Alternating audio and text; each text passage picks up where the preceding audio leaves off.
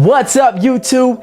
It's your boy D Hankins back with part 3 of our 4 lessons I learned from Walt Disney that just might change your life series.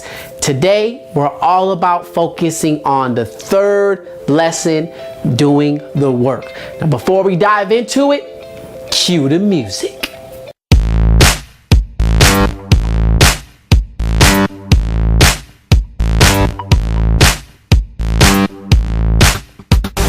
For those of you who are just tuning in, allow me to catch you up really quickly. I was inspired by how Disneyland actually got here, and in my research I found some pretty cool lessons that Disney had to apply to get Disneyland here and to make his dream come true. And this one right here that we're going to focus on is actually doing the work. So if you haven't watched my other 2 videos, you need to go watch them right now. So let's dive in to doing the work.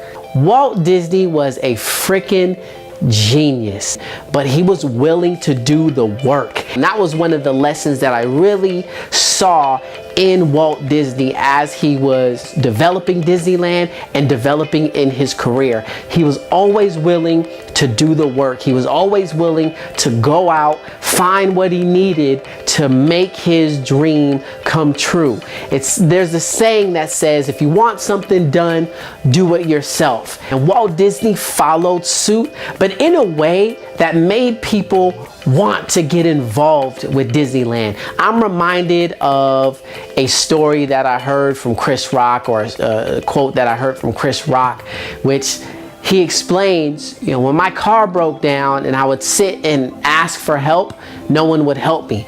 But when I started pushing the car myself, that's when people would start to help. And the summary of that, or the message behind that, is if you can do the work yourself, people will back behind you. And that's what Walt Disney was doing. If he wanted Adventureland built, he would go out and do the research. He would go out and see exactly what he wanted. He would sketch it out. He would bring it to his people, and he'd be there saying, this goes here, that goes there. He was actually doing the work, sweating when Disneyland was first being built. He was there on opening day. And I know that sounds like, duh, of course you would be there on opening day, but to think about the amount of energy he put in to actually make his dream a reality. It wasn't like, all right, this is what I want to do. You guys go out there and build it and let me know how it goes. No, he was there every step of the way. He was involved with how Main Street looks today, why the firehouse is on this side and the garden is on this side, why the monorail goes around, how many trains. He was involved in that, doing the work, the animatronics that we see. For instance, the Jungle Cruise, the hippos. At first, if you need some Disney trivia, when it first opened up, they were real animals. But the problem was the animals would sleep in the day and come out at night, so no one had a chance to see them. So Disney thought, even though we're gonna miss out on the real animal experience, we can use the imagination of individuals. So we use animatronics, which is fairly new, but he made it happen. He made it happen, and now Jungle Cruise is an amazing ride, even though in the reality, okay, these animals aren't real. But for that minute and 30 seconds that you're on the Jungle Cruise, you feel like you're on a cruise. You feel like you're in the jungle. You feel like these are real animals that you're looking at. And that is a testament to what Walt Disney is, what Walt Disney wanted.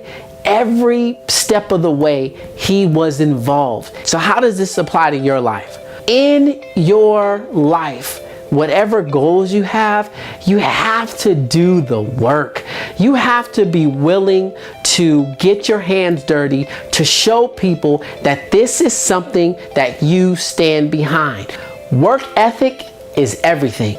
It's one thing to dream about something, it's another thing to make it into a reality. But in order to do that, you have to be willing to do the work. You have to be willing to push that car so other people get behind it. Because if you're not willing to do the work, then from the outside perspective, it's something that I don't want to waste my time doing. It's one thing to say, you do this, you do this, you do this, you do that. But it's another thing to actually have the people you want to help you see you doing the work, see you creating, see you sweating, see you hammering, see you doing whatever needs to be done to make that dream a reality. Not just sending out minions, but actually being the role model, an example for building something. And if you can get a strong team behind you that believes in you because they can see